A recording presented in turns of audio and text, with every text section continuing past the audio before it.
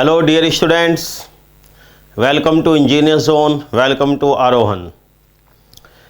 देखो मैं आपको बताने वाला हूँ ये नए course comprehensive course in power system, ये रिकॉर्डेड मोड में अवेलेबल होगा एट आरोहन ऐप। इसकी फीचर्स मैं आपको बता देता हूँ। जहाँ तक लाइव कोर्सेज की बात है तो ये लाइव कोर्स अभी भी चल रहा है, comprehensive course of electrical machines. ये है अभी इंजीनियर जोन की हमारी ऐप पर। डिस्क्रिप्शन में आपको लिंक मिल जाएंगे दोनों ऐप के, ठीक है। ये टाइमिंग है मॉर्निंग में। इसमें भी ट्रांसफॉर्मर कंप्लीट हो चुका और basic concept in rotating machine start हुआ है। लाइव अभी ये वाली क्लासेस हैं। खैर मैं आपको बता देता हूँ इसके बारे में। पावर सिस्टम का कोर्स रिसेंटली रिकॉर्डेड, इसकी रिकॉर्डिंग अभी कंप्लीट हुई थी, तो एकदम फ्रेश कोर्स है। Now as the name indicates comprehensive, ये सभी एग्जामिनेशन के लिए यूज़फुल है। Engineering service exam, IES, GATE, PSU, जिन पीएसयू के एग्ज़ाम अलग से होते हैं अभी भी कुछ के, और state AE examination, assistant engineer का examination, as well as JE, SSC, JE etcetera. Comprehensive means सभी कुछ कवर कर लेगा ये। तो इसकी जो फीचर्स हैं मैं आपको बता देता हूँ। देखिए ये कोर्स होगा अराउंड 130 आवर्स का, 120 से 130 आवर्स लगभग। ये इसमें कंसेप्ट्स के साथ क्लियर की गई चीज़ें। देखो power system one of the core subject, या कहे मशीन के बाद second most important subject of electrical engineering. तो भाई इसके लिए ज़रूरी है बेसिक कंसेप्ट से समझना। इसमें कंसेप्चुअल क्लैरिटी के साथ साथ प्रैक्टिस ऑफ क्वेश्चन एट्सेट्रा, वो सारी चीज़ें आपको आनी चाहिए। तो क्वेश्चन, ये जो कोर्स है मैंने बिल्कुल बेसिक से उठाया है और टॉपिक टू टॉपिक आपको बता भी दिया कि इसमें से कितने क्वेश्चन आते हैं, किस तरीके के क्वेश्चन आते हैं, कितना डेप्थ में आपको जाना है, ठीक है। मोर ओवर सभी एग्जामिनेशन के प्रीवियस ईयर क्वेश्चन वो मैंने कवर किए हैं। ऑब्वियसली सारे क्वेश्चन नहीं, एक एक क्वेश्चन नहीं, लेकिन जो भी इंपॉर्टेंट या डिफ़िकल्ट क्वेश्चन है वो सभी कवर कराए हैं, ठीक है ना। अदरवाइज़ फिर ड्यूरेशन बहुत ज़्यादा हो जाती है। खैर पीवाईक्यू सीरीज़ तो हम अलग से भी डिस्कस करते रहते हैं यूट्यूब पर, वो भी डिस्कस करूँगा मैं तो भी। अब ये रिकॉर्डेड मोड है। अगर आपको डाउट के बारे में आता है, देख इसमें हम आपको एक अपना व्हाट्सएप नंबर दे देते हैं, बल्कि दोनों नंबर में दे देता हूँ।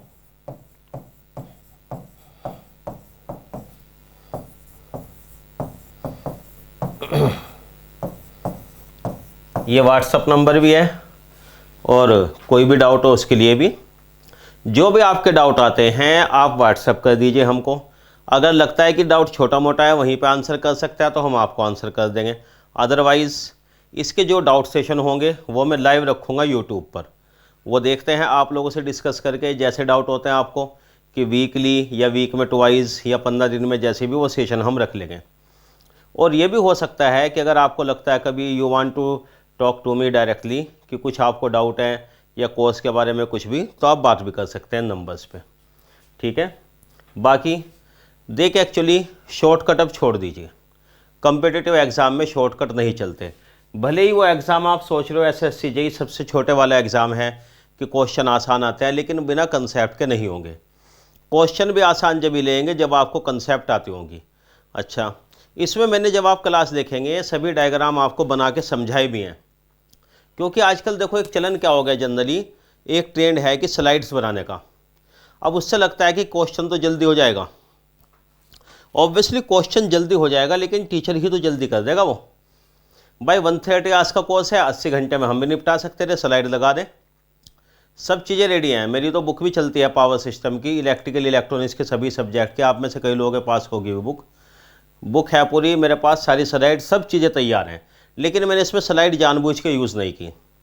मैं चाहता था आप रियल टाइम रिप्रेजेंटेशन देखें कि ये सर्किट कैसे बनता है, ये डायग्राम कैसे बनता है, फ्लक्स कैसे जा रहा है, इसमें करंट की डायरेक्शन कैसे है। एकदम स्लाइड लगा के एक्सप्लेन कर दें, वो बिल्कुल ऐसे हो जाता है जैसे मैं आपको बुक रख के सामने पढ़ा रहा हूँ। उससे भाई समझ में आता नहीं, जो स्टूडेंट का फीडबैक है। तो ऑब्वियसली क्लास किसी फैसिनेशन के लिए नहीं है कि गुड लुकिंग करना है, फील गुड आपको कराना है। यहाँ पर मेहनत आपको करनी पड़ेगी। दूसरी बात, इसमें जो वर्कबुक हैं, प्रैक्टिस क्वेश्चन,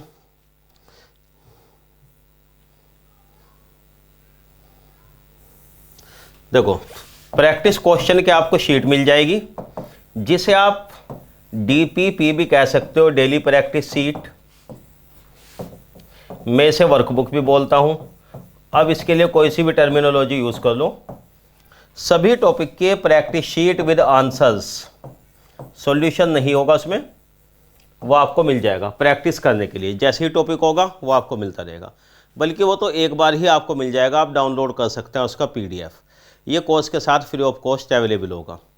हाँ, बुक की जहाँ तक बात है, जो लोग बुक परचेज़ करना चाहते हैं वो अलग बात है, मेरी बुक जो भी, लेकिन फिर भी मैं आपको यकीन दिलाता हूँ, अगर आप मेरी क्लास कर रही है, ये कंप्रहेंसिव कोर्स, कंप्रहेंसिव जहाँ सारी चीज़ें मैं आपको करा रहा हूँ, तो श्योरली आपको किसी बुक की रिक्वायरमेंट नहीं होगी, मेरी बुक की भी ज़रूरत नहीं है। क्योंकि अगर हम आपको क्लास भी पढ़ा रहे, इतना टाइम आप दे भी रहे हो, उसके बारे में कहने लगो कि कुछ बुक्स भी पढ़ लो, तो भाई इतना टाइम नहीं होता। और आप क्लास में इसीलिए आ रहे हो क्योंकि बुक से चीज़ें या तो समझ में नहीं आती या फिर टाइम कंज्यूमिंग, तो बुक की ज़रूरत नहीं, सारी चीज़ें कंप्लीट यहीं पर कराई जाएंगी। इसका जो फर्स्ट लेक्चर है वो यूट्यूब पे अवेलेबल होगा, अगर आप डेमो के तरीके से देखना चाहते हैं तो आप देख सकते हैं वो चीज़ें। More over workbook, practice question, ये सब कुछ आ गया। हाँ, अब इसमें थोड़ा सा टॉपिक के बारे में बता दें। देखिए, पावर सिस्टम है, मशीन है, इनके वेटेज की बात करना तो बेमानी है इलेक्ट्रिकल इंजीनियरिंग के कोर सब्जेक्ट। अगर गेट की बात करूँ मैं, तो भाई 12 से 15 नंबर का पावर सिस्टम आता है, मशीन भी लगभग इसी तरीके से आता है। कुछ क्वेश्चन ऐसे होते हैं जो मशीन का भी कह सकते हैं, पावर सिस्टम का भी, और कई बार नेटवर्क से भी कॉन्साइड हो जाता है क्वेश्चन वो फेजर का। तो इसलिए इसमें थोड़ा सा कई बार क्या होता है ना, डिस्प्यूट होता है। कोई टीचर कहता है 12 नंबर का पावर सिस्टम आया, कोई कहता है कि नहीं 10 नंबर का ही था। तो खैर वो तो अलग बात है, एग्जामिनेशन में आपको सारे सब्जेक्ट के क्वेश्चन करने हैं। लेकिन जो भी वेटेज रहे, इम्पोर्टेंस आप इसका डिनाई नहीं कर सकते, इसके बिना कोई एग्ज़ाम निकलेगा ही नहीं, इन सब्जेक्ट्स के बिना। अब लेकिन ये भी है कि ऐसा ना होना चाहिए कि आप जो है सारा का सारा टाइम मशीन पावर सिस्टम पे वेस्ट कर दो। भाई स्कोर तो बाकी सब्जेक्ट से भी आपको बनाना है, बाकी टॉपिक भी हैं, तो उसी अकॉर्डिंग आप टाइम मैनेज करें। जितनी क्लास आप इसमें कर रहे हैं, रिकॉर्डेड मोड में कर रहे हैं या लाइव क्लास करते हैं, जैसे मशीन तो अभी लाइव ही चल रहा है, तो उसी तरह आप साथ साथ रिवीजन करते जाएं। देखो, क्लास में अगर आपके सारी चीज़ें समझ में आ जाती हैं, भाई हम मेहनत कर रहे हैं आपको समझाने के लिए, आपके समझ में आ रहा है, तो वहाँ पे मेरा 100% टास्क पूरा हो जाता है, लेकिन आपका 50% टास्क पूरा होता है। आपको समझ में समझा दिया हमने तो समझ में आ गया क्लास में, 50% टास्क जब पूरा होता है आपका, हमारा 100%। क्यों? अब आपको रिवीजन भी करना है, उसके रिवीजन के बिना चीज़ें याद नहीं रहेंगी, एग्ज़ाम में आप रिप्रोड्यूस नहीं कर सकते।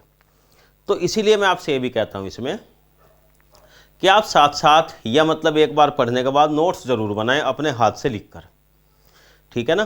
क्योंकि वो जो रहता है कि PDF डाउनलोड कर ली क्लास की, उससे पढ़ रहे, वो तो आप पढ़ ही रहे हैं, लेकिन जो अपने हिसाब से नोट्स बनाते हैं एग्ज़ाम में, वो ज़्यादा यूज़फुल होते हैं रिवीजन के टाइम में। अब वो आपके वो अलग अलग स्टूडेंट का अलग अलग तरीका होता है। कुछ स्टूडेंट ये कहते हैं कि सर हम क्लास करते हैं, साथ साथ नोट्स लिखते जाते हैं, ज़्यादा अच्छा समझ में आता है। कुछ का कहना होता है कि एक बार क्लास देख लेते हैं, उस बार प्लेबैक, उसके बाद प्लेबैक स्पीड 2 करके फिर नोट्स बना लेते हैं।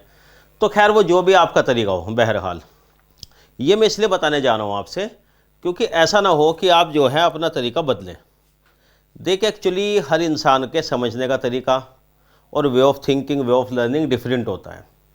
जनरली होता क्या है कि आप टॉपर्स को फॉलो करते हैं, कोई आपको बड़ी लंबी चौड़ी बातें बता देते हैं मोटिवेशन के नाम पे। मैं आपको अपना तरीका बता दूं, मेरा पढ़ने का क्या होता था। ज़रूरी नहीं है कि वही चीज़ें आपको, आपके लिए भी यूज़फुल हों। जैसे मुझे नोट्स बनाने की बिल्कुल आदत नहीं थी, मैंने कभी नहीं बनाया नोट्स टेक्निकल सब्जेक्ट में। ठीक है, बुक पढ़ लिया, उसमें थोड़ा सा मार्क कर लिया, काफ़ी हो गया वो। हालांकि मैं उसको अच्छी आदत नहीं मानता, मेरा मानना है नोट्स बनाना यूज़फुल है, वो अलग बात है, मैंने पता नहीं क्यों नहीं बनाए। तो मैं नहीं कहूँगा जो बिल्कुल एग्जैक्टली मैंने किया ऑल इंडिया रैंक 2 लाने के लिए, वो आप भी करो, ठीक है ना। अपना तरीका अपने हिसाब से चलिए, आप उसमें जैसे भी समझ में आता है। लेकिन ये ध्यान रखिए, जब तक तरीके से नहीं पढ़ेंगे और कंसेप्ट के साथ समझ कर, इसमें हमने इसीलिए टाइम लगाया है, जिससे क्योंकि होता क्या है कि सिलेबस ठीक है मैं 70 घंटे में करा दूँ पावर सिस्टम का, कुछ चीज़ें स्किप कर दें समझाने से, तो होता क्या है कि आपको फिर भी उतना ही टाइम लगना है समझने में। मतलब कोई पॉइंट मैंने लिख दिया बिना समझाए या ज़्यादा एलाबोरेट नहीं किया, अब आप उसको सोचते रहेंगे, वीडियो पॉज करके आप उसको सोचेंगे 5 मिनट ऐसा हो गया, उससे 6 के 2 मिनट में मैं आपको क्लियर कर दूंगा चीज़। तो मैंने इस बात का ध्यान दिया है, क्योंकि ये सब स्टूडेंट के फीडबैक के बेस पे ही है। मेरा 23 ईयर्स का एक्सपीरियंस है अगर इस फील्ड में आप लोगों के साथ ही, तो उसमें हमने भी सीखा है कि स्टूडेंट को डाउट ज़्यादातर कहाँ पे आते हैं, वो क्या चाहता है, वही चीज़ हमने कोशिश किया। इसलिए रिकॉर्डेड मोड जब भी यूज़फुल होता है, जब ऑलरेडी हमें अंदाज़ा होता है स्टूडेंट की साइकोलॉजी का कि कहाँ कहाँ डाउट होता है, उसको क्लियर करके चलें। फिर भी डाउट है, your doubts are most welcome, ठीक है ना, आप उसे पढ़िए। बाकी देखो कोई भी एग्ज़ाम है सभी में काम आएगा ये। आप सिर्फ एक चैप्टर पढ़ेंगे, आप में कॉन्फिडेंस आ जाएगा। पहला चैप्टर मैंने इसलिए power flow through transmission line लिखा, modelling and performance of transmission line वाला। लाइन पैरामीटर जीएमडी जीएमआर में बाद में कराता हूँ, उसी हिसाब से चलिए जहाँ से एकदम कंसेप्ट बनती है रिएक्टिव पावर की, लाइन पैरामीटर, चार्जिंग करंट। पहले चैप्टर के बाद ही बहुत ज़्यादा कॉन्फिडेंस आ जाता है आप में, तो उसी अकॉर्डिंग चलते हैं। तो ठीक है, your suggestions are most welcome. और बाकी यूट्यूब पे लाइव इंटरेक्शन भी आपसे करेंगे, डाउट आपके डिस्कस करेंगे। जहाँ तक बात है strategy of preparation, power system की स्ट्रैटेजी क्लास के साथ साथ मैंने डिस्कस की है, हर टॉपिक के साथ साथ, तो वो आपको मिल ही जाएगी। ऐसे केवल यूट्यूब सेशन में मोटिवेशन की बात करते ना या समझाने की ये प्लानिंग वो प्लानिंग, वो सिंपली आप लोगों का टाइम वेस्ट होता है। इसलिए मैं चाहता नहीं कि यूट्यूब पे ऐसे कभी ज़्यादा लंबी वीडियो बनाएं, ठीक है ना, कंसाइज बात आपको बता दें जो आपके काम की हो। तो I wish best of luck to all of you. Thank you.